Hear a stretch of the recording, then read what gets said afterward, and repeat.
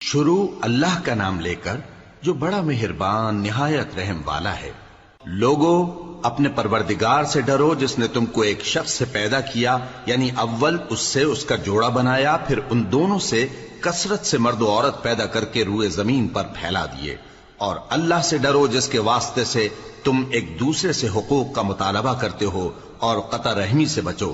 کچھ شک نہیں کہ اللہ تمہیں دیکھ رہا ہے۔ اور یتیموں کا مال جو تمہاری تحویل میں ہو ان کے حوالے کر دو، اور ان کے پاکیزہ اور عمدہ مال کو اپنے ناقص اور برے مال سے نہ بدلو، اور نہ ان کا مال اپنے مال میں ملا کر کھاؤ کہ یہ بڑا سخت گناہ ہے۔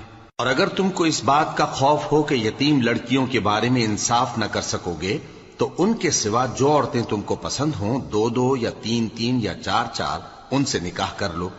اور اگر اس بات کا اندیشہ ہو کہ کئی عورتوں سے انصاف نہ کر سکو گے تو ایک ہی عورت سے نکاح کرو یا باندی سے تعلق رکھو جس کے تم مالک ہو۔ اس طرح تم بے انصافی سے بچ جاؤ گے۔ اور عورتوں کو ان کے مہر خوشی سے دے دیا کرو، ہاں اگر وہ اپنی خوشی سے اس میں سے کچھ تم کو چھوڑ دیں تو اسے مزے سے کھا لو۔ اور کم عقلوں کو ان کا مال جسے اللہ نے تم لوگوں کے لیے سبب معیشت بنایا ہے مت دو، ہاں اس میں سے ان کو کھلاتے اور پہناتے رہو اور ان سے معقول بات کہتے رہو۔ اور یتیموں کو بالغ ہونے تک کام کاج میں مصروف رکھو اور جانچتے رہو، پھر بالغ ہونے پر اگر ان میں عقل کی پختگی دیکھو تو ان کا مال ان کے حوالے کر دو، اور اس خوف سے کہ وہ بڑے ہو جائیں گے، یعنی بڑے ہو کر تم سے اپنا مال واپس لے لیں گے، اس کو فضول خرچی اور جلدی میں نہ اڑا دینا۔ اور جو شخص آسودہ حال ہو اس کو ایسے مال سے قطعی طور پر پرہیز رکھنا چاہیے، اور جو ضرورت مند ہو وہ مناسب طور پر یعنی بقدر خدمت کچھ لے لے۔ اور جب ان کا مال ان کے حوالے کرنے لگو تو گواہ کر لیا کرو، اور حقیقت میں تو اللہ ہی گواہ اور حساب لینے والا کافی ہے۔ جو مال ماں باپ اور رشتہ دار چھوڑ مریں، تھوڑا ہو یا بہت، اس میں مردوں کا بھی حصہ ہے اور عورتوں کا بھی، یہ حصے اللہ کے مقرر کیے ہوئے ہیں۔ اور جب میراث کی تقسیم کے وقت غیر وارث رشتہ دار اور یتیم اور نادار لوگ آ جائیں تو ان کو بھی اس میں سے کچھ دے دو اور ان سے معقول بات کہو۔ اور ایسے لوگوں کو ڈرنا چاہیے جو ایسی حالت میں ہوں کہ اپنے بعد ننھے ننھے بچے چھوڑ جائیں اور ان کو ان کی نسبت خوف ہو کہ ہمارے مرنے کے بعد ان بیچاروں کا کیا ہوگا۔ پس چاہیے کہ یہ لوگ اللہ سے ڈریں اور درست بات کہیں۔ جو لوگ یتیموں کا مال ناجائز طور پر کھاتے ہیں وہ اپنے پیٹ میں آگ بھرتے ہیں اور ضرور دوزخ میں ڈالے جائیں گے۔ اللہ تمہاری اولاد کے بارے میں تم کو ارشاد فرماتا ہے کہ ایک لڑکے کا حصہ دو لڑکیوں کے حصے کے برابر ہے، اور اگر اولاد میت صرف لڑکیاں ہی ہوں یعنی دو یا دو سے زیادہ تو کل ترکے میں ان کا 2/3 ہے، اور اگر صرف ایک لڑکی ہو تو اس کا نصف ہے، اور میت کے ماں باپ کا یعنی دونوں میں سے ہر ایک کا ترکے میں 6واں حصہ ہے، بشرطے کہ میت کی اولاد ہو۔ اور اگر اولاد نہ ہو اور صرف ماں باپ ہی اس کے وارث ہوں تو 1/3 ماں کا حصہ ہے، اور اگر میت کے بھائی بھی ہوں تو ماں کا 6واں حصہ ہوگا۔ اور یہ تقسیم ترکہ میت کی وصیت کی تعمیل کے بعد جو اس نے کی ہو یا قرض کے ادا ہونے کے بعد جو اس کے ذمے ہو عمل میں آئے گی۔ تم کو معلوم نہیں کہ تمہارے باپ دادوں اور بیٹوں اور پوتوں میں سے فائدے کے لحاظ سے کون تم سے زیادہ قریب ہے۔ یہ حصے اللہ کے مقرر کیے ہوئے ہیں، اور اللہ سب کچھ جاننے والا ہے، حکمت والا ہے۔ اور جو مال تمہاری بیویاں چھوڑ مریں اگر ان کی اولاد نہ ہو تو اس میں سے نصف تمہارا ہے، پھر اگر ان کی اولاد ہو تو ترکے میں تمہارا حصہ 1/4 ہے، لیکن یہ تقسیم وصیت کی تعمیل کے بعد جو انہوں نے کی ہو یا قرض کے ادا ہونے کے بعد جو ان کے ذمے ہو کی جائے گی۔ اور جو مال تم مرد چھوڑ مرو اگر تمہاری اولاد نہ ہو تو تمہاری بیویوں کا اس میں 1/4 حصہ ہے، پھر اگر تمہاری اولاد ہو تو ان کا 8واں حصہ ہے۔ یہ حصے تمہاری وصیت کی تعمیل کے بعد جو تم نے کی ہو اور ادائے قرض کے بعد تقسیم کیے جائیں گے۔ اور اگر ایسے مرد یا عورت کی میراث ہو جس کے نہ باپ ہو نہ بیٹا مگر اس کے بھائی یا بہن ہو تو ان میں سے ہر ایک کا 6واں حصہ ہے، اور اگر ایک سے زیادہ ہوں تو سب 1/3 میں شریک ہوں گے۔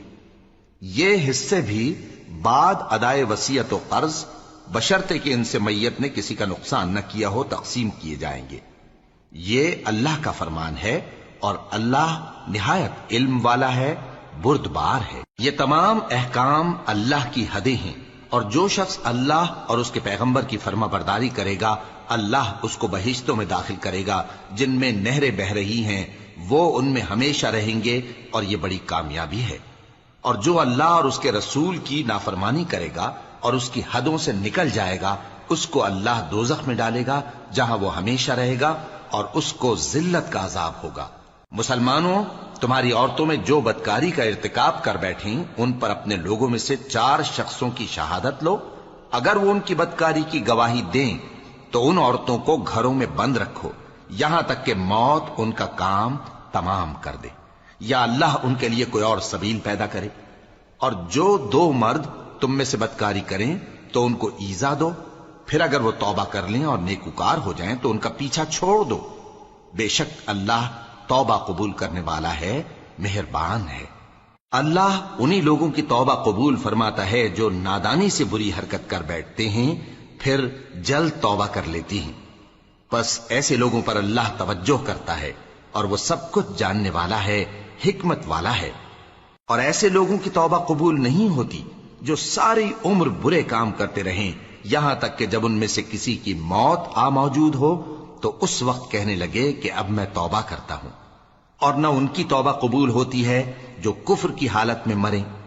ایسے لوگوں کے لیے ہم نے دردناک عذاب تیار کر رکھا ہے۔ مومنوں، تم کو جائز نہیں کہ زبردستی عورتوں کے وارث بن جاؤ، اور دیکھنا اس نیت سے کہ جو کچھ تم نے ان کو دیا ہے اس میں سے کچھ لے لو، انہیں گھروں میں مت روک رکھنا۔ ہاں، اگر وہ کھلے طور پر بدکاری کی مرتکب ہوں تو اور بات ہے، اور ان کے ساتھ اچھی طرح سے رہو سہو۔ پھر اگر وہ تم کو ناپسند ہوں تو عجب نہیں کہ تم کسی چیز کو ناپسند کرو اور اللہ اس میں بہت سی بھلائی پیدا کر دے۔ اور اگر تم ایک عورت کو چھوڑ کر دوسری عورت کرنی چاہو اور پہلی عورت کو ڈھیر سا مال دے چکے ہو تو اس میں سے کچھ مت لینا، بھلا تم بہتان لگا کر اور کھلا گناہ کر کے اپنا مال اس سے واپس لوگے؟ اور تم دیا ہوا مال کیوں کر واپس لے سکتے ہو جبکہ تم ایک دوسرے کے ساتھ صحبت کر چکے ہو اور وہ تم سے پختہ عہد بھی لے چکی ہیں؟ اور جن عورتوں سے تمہارے باپ دادا نے نکاح کیا ہو ان سے نکاح نہ کرنا مگر جاہلیت میں جو ہو چکا سو ہو چکا۔ یہ نہایت بے حیائی اور اللہ کی ناخوشی کی بات تھی اور بہت برا دستور تھا۔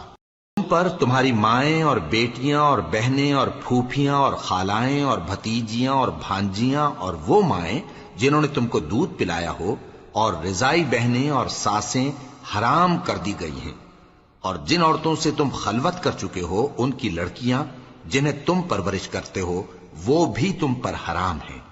ہاں، اگر ان کے ساتھ تم نے خلوت نہ کی ہو تو ان کی لڑکیوں کے ساتھ نکاح کر لینے میں تم پر کچھ گناہ نہیں۔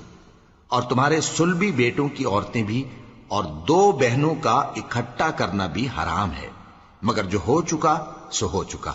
بے شک اللہ بخشنے والا ہے، بڑا مہربان ہے۔ اور شوہر والی عورتیں بھی تم پر حرام ہیں مگر وہ جو قید ہو کر باندیوں کے طور پر تمہارے قبضے میں آ جائیں۔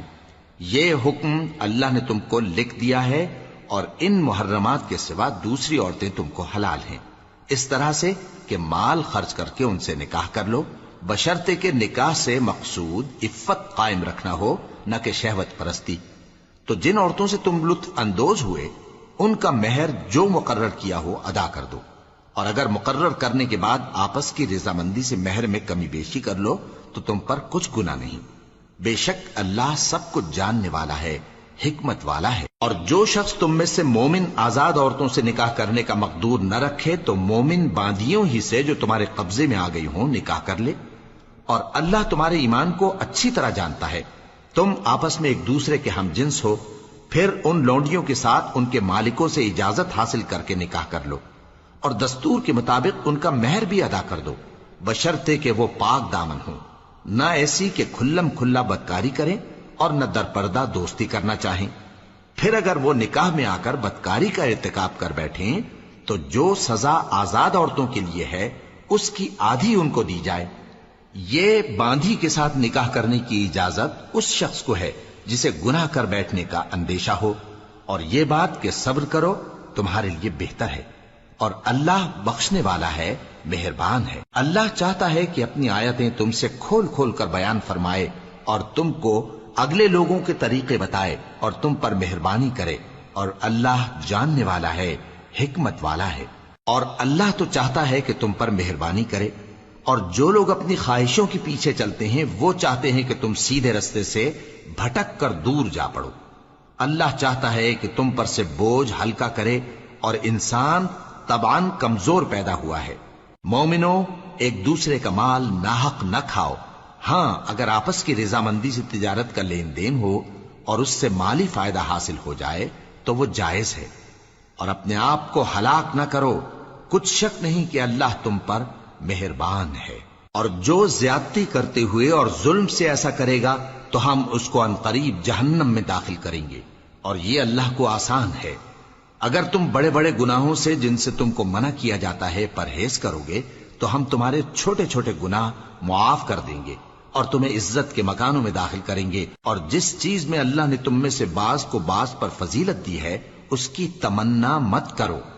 مردوں کو ان کاموں کا ثواب ہے جو انہوں نے کیے، اور عورتوں کو ان کاموں کا ثواب ہے جو انہوں نے کیے، اور اللہ سے اس کا فضل و کرم مانگتے رہو، کچھ شک نہیں کہ اللہ ہر چیز سے واقف ہے۔ اور جو مال ماں باپ اور رشتہ دار چھوڑ مریں تو حقداروں میں تقسیم کر دو کہ ہم نے ہر ایک کے حقدار مقرر کر دیے ہیں، اور جن لوگوں سے تم عہد کر چکے ہو ان کو بھی ان کا حصہ دو، بے شک اللہ ہر چیز پر نگراں ہے۔ مرد عورتوں پر حاکم ہیں، اس لیے کہ اللہ نے بعض کو بعض سے افضل بنایا ہے، اور اس لیے بھی کہ مرد اپنا مال خرچ کرتے ہیں، تو جو نیک بیویاں ہیں وہ فرمانبردار ہوتی ہیں، اور ان کے پیٹھ پیچھے اللہ کی حفاظت میں مال و آبرو کی خبرداری کرتی ہیں۔ اور جن عورتوں کی نسبت تمہیں معلوم ہو کہ سرکشی اور بدخوئی کرنے لگی ہیں تو پہلے ان کو زبانی سمجھاؤ، اگر نہ سمجھیں تو پھر ان کے ساتھ سونا ترک کر دو۔ اگر اس پر بھی باز نہ آئیں تو زد و کوب کرو، پھر اگر تمہارا کہنا مان لیں تو پھر ان کو ایذا دینے کا کوئی بہانہ مت ڈھونڈو، بے شک اللہ بہت اونچا ہے، بڑا ہے۔ اور اگر تم لوگوں کو معلوم ہو کہ میاں بیوی میں انبن ہے تو ایک منصف مرد کے خاندان میں سے اور ایک منصف عورت کے خاندان میں سے مقرر کرو، وہ اگر صلح کرا دینی چاہیں گے تو اللہ ان میں موافقت پیدا کر دے گا۔ کچھ شک نہیں کہ اللہ سب کچھ جانتا ہے، سب باتوں سے خبردار ہے۔ اور اللہ ہی کی عبادت کرو اور اس کے ساتھ کسی چیز کو شریک نہ بناؤ، اور ماں باپ اور قرابت والوں اور یتیموں اور ناداروں اور رشتہ دار ہمسایوں اور اجنبی ہمسایوں اور پاس بیٹھنے والوں اور مسافروں اور جو لوگ تمہارے قبضے میں ہوں سب کے ساتھ حسن سلوک کرو، بے شک اللہ تکبر کرنے والے، بڑائی مارنے والے کو دوست نہیں رکھتا۔ جو خود بھی بخل کریں اور لوگوں کو بھی بخل سکھائیں، اور جو مال اللہ نے ان کو اپنے فضل سے عطا فرمایا ہے اسے چھپا چھپا کے رکھیں، اور ہم نے کافروں کے لیے ذلت کا عذاب تیار کر رکھا ہے۔ اور جو خرچ بھی کریں تو اللہ کے لیے نہیں بلکہ لوگوں کے دکھانے کو، اور ایمان نہ اللہ پر لائیں نہ روز آخر پر۔ اور جس کا ساتھی شیطان ہوا تو کچھ شک نہیں کہ وہ برا ساتھی ہے۔ اور اگر یہ لوگ اللہ پر اور روز قیامت پر ایمان لاتے اور جو کچھ اللہ نے ان کو دیا تھا اس میں سے خرچ کرتے تو ان پر کیا مصیبت آ پڑتی، اور اللہ ان کو خوب جانتا ہے۔ اللہ کسی کی ذرہ بر بھی حق تلفی نہیں کرتا، اور اگر کسی نے نیکی کی ہوگی تو اس کو کئی گنا کر دے گا اور اپنے ہاں سے اجر عظیم بخشے گا۔ بھلا اس دن کیا حال ہوگا جب ہم ہر امت میں سے احوال بتانے والے کو بلائیں گے اور تم کو اے نبی صلی اللہ علیہ وآلہ وسلم ان لوگوں کا حال بتانے کو بطور گواہ طلب کریں گے۔ اس روز کافر اور پیغمبر کے نافرمان آرزو کریں گے کہ کاش ان کو دھسا کر زمین برابر کر دی جاتی، اور وہ اللہ سے کوئی بات چھپا نہیں سکیں گے۔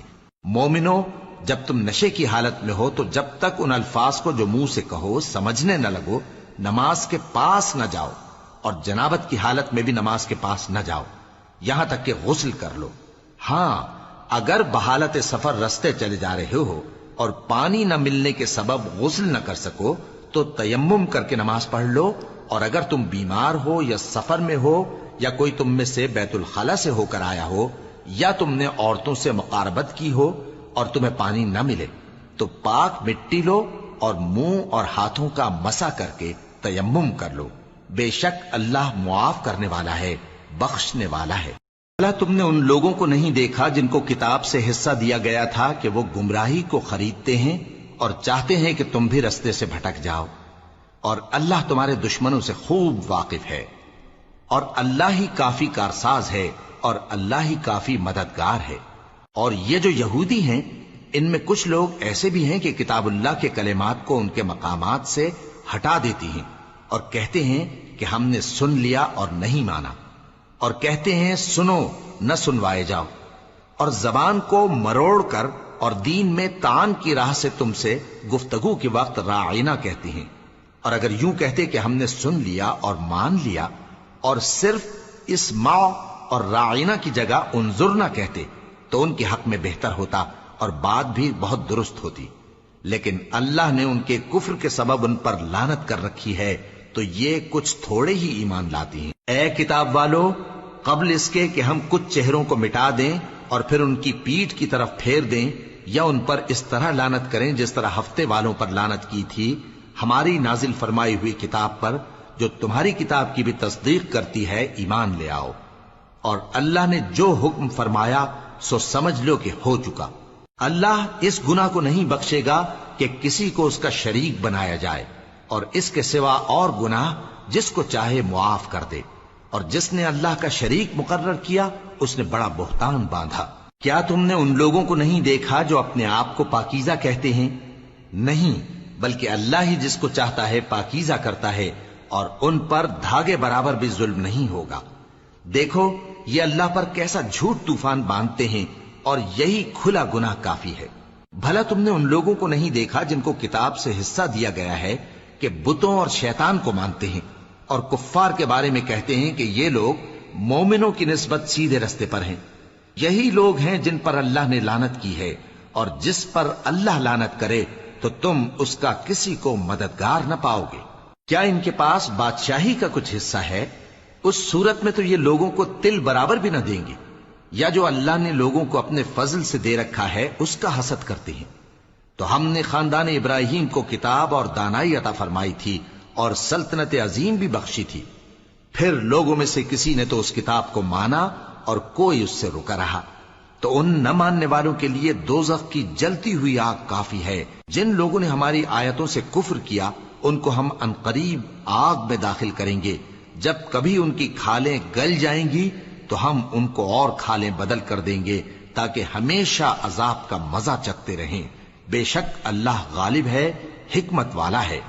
اور جو لوگ ایمان لائے اور عمل نیک کرتے رہے ان کو ہم بہشتوں میں داخل کریں گے جن کے نیچے نہریں بہ رہی ہیں، وہ ان میں ہمیشہ ہمیشہ رہیں گے۔ وہاں ان کے لیے پاک بیویاں ہیں اور ان کو ہم گھنے سائے میں داخل کریں گے۔ مسلمانوں، اللہ تم کو حکم دیتا ہے کہ امانت والوں کی امانتیں ان کے حوالے کر دیا کرو، اور جب لوگوں میں فیصلہ کرنے لگو تو انصاف سے فیصلہ کیا کرو۔ اللہ تمہیں بہت خوب نصیحت کرتا ہے، بے شک اللہ سنتا ہے، دیکھتا ہے۔ مومنوں، اللہ اور اس کے رسول کی فرما برداری کرو، اور جو تم میں سے صاحب حکومت ہیں ان کی بھی۔ پھر اگر کسی بات میں تم میں اختلاف واقع ہو تو اگر اللہ اور روز آخر پر ایمان رکھتے ہو تو اس میں اللہ اور اس کے رسول کے حکم کی طرف رجوع کرو۔ یہ بہت اچھی بات ہے اور اس کا انجام بھی اچھا ہے۔ کیا تم نے ان لوگوں کو نہیں دیکھا جو دعویٰ تو یہ کرتے ہیں کہ جو کتاب تم پر نازل ہوئی اور جو کتابیں تم سے پہلے نازل ہوئیں ان سب پر ایمان رکھتے ہیں، اور چاہتے یہ ہیں کہ اپنا مقدمہ اللہ کے باغی کے پاس لے جا کر فیصل کرائیں، حالانکہ ان کو حکم دیا گیا تھا کہ اس کو نہ مانیں، اور شیطان تو یہ چاہتا ہے کہ ان کو بہکا کر رستے سے دور ڈال دے۔ اور جب ان سے کہا جاتا ہے کہ جو حکم اللہ نے نازل فرمایا اس کی طرف رجوع کرو اور پیغمبر کی طرف آؤ، تو تم منافقوں کو دیکھتے ہو کہ تم سے گریز کرتے اور رکے جاتے ہیں۔ پھر کیسی ندامت کی بات ہے کہ جب ان کے اعمال کی شامت سے ان پر کوئی مصیبت واقع ہوتی ہے تو تمہارے پاس بھاگے آتے ہیں اور قسمیں کھاتے ہیں کہ واللہ ہمارا مقصود تو بھلائی اور مصالحت تھا۔ ان لوگوں کے دلوں میں جو جو کچھ ہے اللہ اس کو خوب جانتا ہے۔ تم ان کی باتوں کا کچھ خیال نہ کرو اور انہیں نصیحت کرو اور ان سے ایسی باتیں کہو جو ان کے دلوں میں اثر کر جائیں۔ اور ہم نے جو پیغمبر بھی بھیجا ہے تو اسی لیے بھیجا ہے کہ اللہ کے فرمان کے مطابق اس کا حکم مانا جائے. اور یہ لوگ جب اپنے حق میں ظلم کر بیٹھے تھے، اگر تمہارے پاس آتے اور اللہ سے بخشش مانگتے اور پیغمبر بھی ان کے لیے بخشش طلب کرتے تو اللہ کو معاف کرنے والا بڑا مہربان پاتے. پس تمہارے پروردگار کی قسم، یہ لوگ جب تک اپنے تنازعات میں تمہیں منصف نہ بنائیں اور جو فیصلہ تم کر دو اس سے اپنے دل میں تنگ بھی نہ ہوں بلکہ اس کو خوشی سے مان لیں، تب تک مومن نہیں ہوں گے. اور اگر ہم ان پر فرض کر دیتے کہ اپنے آپ کو قتل کر ڈالو یا اپنے گھر چھوڑ کر نکل جاؤ تو ان میں سے تھوڑے ہی لوگ ایسا کرتے. اور اگر یہ اس نصیحت پر کاربند ہوتے جو ان کو کی جاتی ہے تو ان کے حق میں بہتر اور دین میں زیادہ ثابت قدمی کا موجب ہوتا. اور اس صورت میں ہم ان کو اپنے ہاتھ سے اجر عظیم بھی عطا فرماتے اور ان کو سیدھا رستہ بھی دکھاتے. اور جو لوگ اللہ اور اس کے رسول کی اطاعت کرتے ہیں وہ قیامت کے روز ان لوگوں کے ساتھ ہوں گے جن پر اللہ نے بڑا فضل کیا، یعنی انبیاء اور صدیق اور شہید اور صالحین. اور ان لوگوں کی رفاقت بہت ہی خوب ہے. یہ اللہ کا فضل ہے اور اللہ جاننے والا کافی ہے. مومنوں، جہاد کے لیے ہتھیار لے لیا کرو، پھر یا تو جماعت جماعت ہو کر نکلا کرو یا سب اکٹھے کوچ کیا کرو. اور تم میں کوئی ایسا بھی ہے کہ خواہ مخواہ دیر لگاتا ہے اور پیچھے رہ جاتا ہے، پھر اگر تم پر کوئی مصیبت پڑ جائے تو کہتا ہے کہ اللہ نے مجھ پر بڑی مہربانی کی کہ میں ان میں موجود نہ تھا. اور اگر اللہ تم پر فضل کرے تو اس طرح سے کہ گویا تم میں اس میں دوستی تھی ہی نہیں، افسوس کرتا اور کہتا ہے کہ کاش میں بھی ان کے ساتھ ہوتا تو مقصد عظیم حاصل ہوتا. اب جو لوگ آخرت کو خریدتے اور اس کے بدلے دنیا کی زندگی کو بیچنا چاہتے ہیں ان کو چاہیے کہ اللہ کی راہ میں جنگ کریں، اور جو شخص اللہ کی راہ میں جنگ کرے پھر شہید ہو جائے یا غلبہ پائے ہم عنقریب اس کو بڑا ثواب دیں گے. تم کو کیا ہوا ہے کہ اللہ کی راہ میں اور ان بے بس مردوں اور عورتوں اور بچوں کی خاطر نہیں لڑتے جو دعائیں کیا کرتے ہیں کہ اے پروردگار ہم کو اس شہر سے جس کے رہنے والے ظالم ہیں نکال کر کہیں اور لے جا، اور اپنی طرف سے کسی کو ہمارا حامی بنا اور اپنی ہی طرف سے کسی کو ہمارا مددگار مقرر فرما. جو مومن ہیں وہ تو اللہ کی راہ میں لڑتے ہیں اور جو کافر ہیں وہ شیطان کی راہ میں لڑتے ہیں. سو تم شیطان کے مددگاروں سے لڑو اور ڈرو مت، کیونکہ شیطان کا داؤ کمزور ہوتا ہے. بھلا تم نے ان لوگوں کو نہیں دیکھا جن کو پہلے یہ حکم دیا گیا تھا کہ اپنے ہاتھوں کو جنگ سے روکے رہو اور نماز پڑھتے اور زکات دیتے رہو؟ پھر جب ان پر جہاد فرض کر دیا گیا تو بعض لوگ ان میں سے لوگوں سے یوں ڈرنے لگے جیسے اللہ سے ڈرا کرتے ہیں، بلکہ اس سے بھی زیادہ، اور کہنے لگے کہ اے اللہ تو نے ہم پر جہاد جلد کیوں فرض کر دیا؟ تھوڑی مدت اور ہمیں کیوں مہلت نہ دی؟ اے پیغمبر ان سے کہہ دو کہ دنیا کا فائدہ بہت تھوڑا ہے اور بہت اچھی چیز تو پرہیزگار کے لیے نجات آخرت ہے، اور تم پر دھاگے برابر بھی ظلم نہیں کیا جائے گا. اے جہاد سے ڈرنے والو، تم کہیں رہو، موت تو تمہیں آ کر رہے گی، خواہ مضبوط قلعوں میں رہو. اور ان لوگوں کو اگر کوئی فائدہ پہنچتا ہے تو کہتے ہیں یہ اللہ کی طرف سے ہے، اور اگر کوئی مصیبت پہنچتی ہے تو اے پیغمبر تم سے کہتے ہیں کہ یہ آپ کی وجہ سے ہمیں پہنچی ہے. کہہ دو کہ رنج و راحت سب اللہ ہی کی طرف سے ہے. ان لوگوں کو کیا ہو گیا ہے کہ بات بھی نہیں سمجھ سکتے؟ اے آدم زاد، تجھ کو جو فائدہ پہنچے وہ اللہ کی طرف سے ہے، اور جو نقصان پہنچے وہ تیری ہی شامت اعمال کی وجہ سے ہے. اور اے نبی، ہم نے تم کو لوگوں کی ہدایت کے لیے پیغمبر بنا کر بھیجا ہے، اور اس بات کا اللہ ہی گواہ کافی ہے. جو شخص رسول کی فرما برداری کرتا ہے تو بے شک اس نے اللہ کی فرما برداری کی، اور جو نافرمانی کرے تو اے پیغمبر تمہیں ہم نے ان کا نگہبان بنا کر نہیں بھیجا. اور یہ لوگ منہ سے تو کہتے ہیں کہ آپ کی فرما برداری دل سے منظور ہے، مگر جب تمہارے پاس سے چلے جاتے ہیں تو ان میں سے بعض لوگ رات کو تمہاری باتوں کے خلاف مشورے کرتے ہیں، اور جو مشورے یہ کرتے ہیں اللہ ان کو لکھ لیتا ہے. سو ان کا کچھ خیال نہ کرو اور اللہ پر بھروسہ رکھو، اور اللہ ہی کافی کارساز ہے. بھلا یہ قرآن میں غور کیوں نہیں کرتے؟ اگر یہ اللہ کے سوا کسی اور کا کلام ہوتا تو اس میں وہ بہت سا اختلاف پاتے، اور جب ان کے پاس امن یا خوف کی کوئی خبر پہنچتی ہے تو اسے مشہور کر دیتی ہیں. حالانکہ اگر اس کو پیغمبر اور اپنے ذمہ داروں کے پاس پہنچاتے تو تحقیق کرنے والے اس کی تحقیق کر لیتے، اور اگر تم پر اللہ کا فضل اور اس کی مہربانی نہ ہوتی تو چند آدمیوں کے سوا تم سب شیطان کے پیرو ہو جاتے۔ سو اے پیغمبر، اللہ کی راہ میں لڑو، تم اپنے سوا کسی کے ذمہ دار نہیں ہو، اور مومنوں کو بھی ترغیب دو، قریب ہے کہ اللہ کافروں کی لڑائی کو بند کر دے، اور اللہ شدید ترین جنگ کرنے والا ہے اور سزا دینے کے لحاظ سے بھی بہت سخت ہے۔ جو شخص نیک بات کی سفارش کرے تو اس کو اس کے ثواب میں سے حصہ ملے گا، اور جو بری بات کی سفارش کرے اس کو اس کے عذاب میں سے حصہ ملے گا، اور اللہ ہر چیز پر قدرت رکھتا ہے۔ اور جب تم کو کوئی دعا دے تو جواب میں تم اس سے بہتر کلمے سے اسے دعا دو یا انہی لفظوں سے دعا دو، بے شک اللہ ہر چیز کا حساب لینے والا ہے۔ اللہ وہ معبود برحق ہے کہ اس کے سوا کوئی عبادت کے لائق نہیں، وہ قیامت کے دن تم سب کو ضرور جمع کرے گا، اور اللہ سے بڑھ کر بات کا سچا کون ہوگا؟ اب کیا سبب ہے کہ مسلمانوں تم منافقوں کے بارے میں دو گروہ بن گئے ہو، حالانکہ اللہ نے ان کو ان کے کرتوتوں کے سبب اوندھا کر دیا ہے؟